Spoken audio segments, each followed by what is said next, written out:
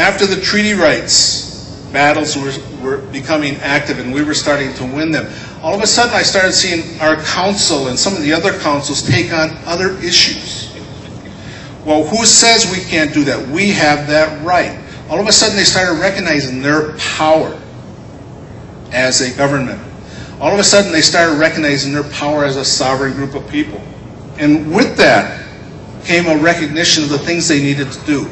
You know, at one point, in the 50s and 60s and such, each reservation was basically its own little island. You know, Red Cliff, fishing surrounding Red Cliff. Keweenaw Bay, fishing in Keweenaw Bay. We were only concerned with the fish in that bay. Once the decisions came down that allowed us to expand our exercise, then we began looking at the expansion of the responsibilities of those exercises. You know, I heard an elder say a long time ago, with the right to harvest comes a responsibility to protect.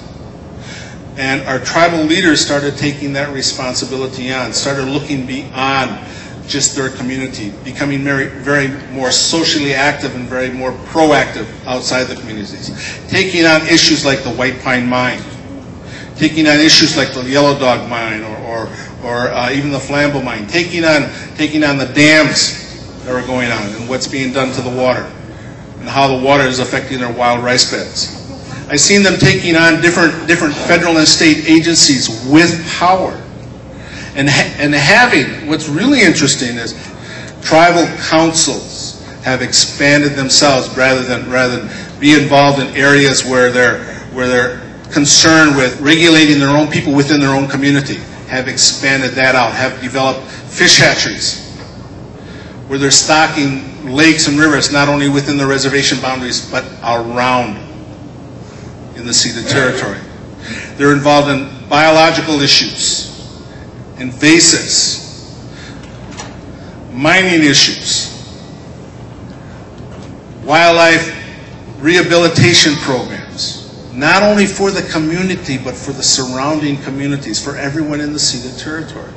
I've heard a lot of our elders say that unless we do something to protect those resources, no matter how much of a treaty right we have, if those resources are gone, we will have lost our rights to harvest. And because of that, they've started looking out.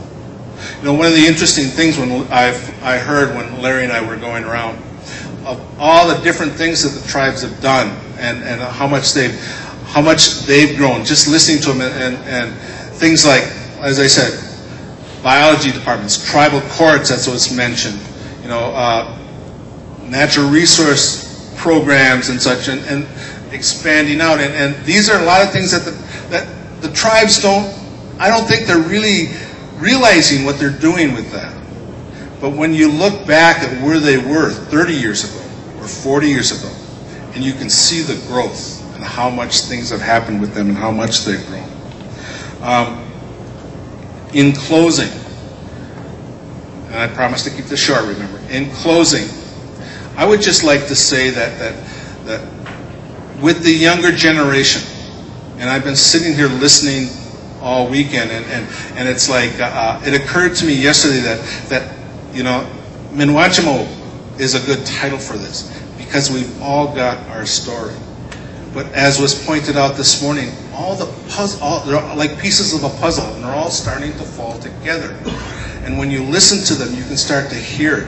And the younger people that are here, they can start to see and feel what was going on 30 years ago and 20 years ago. The ones that, oh yeah, I'm going to go out spearing fish, or I'm going to go out hunting tonight, can realize that I didn't have that opportunity. My father didn't have that opportunity. When my father went out hunting or fishing off the reservation, he was poaching. When my father, my grandfather, my uncles went off hunting and fishing off the reservation, they were in danger of getting jail time because they wanted to feed their families. And our children don't have that worry right now.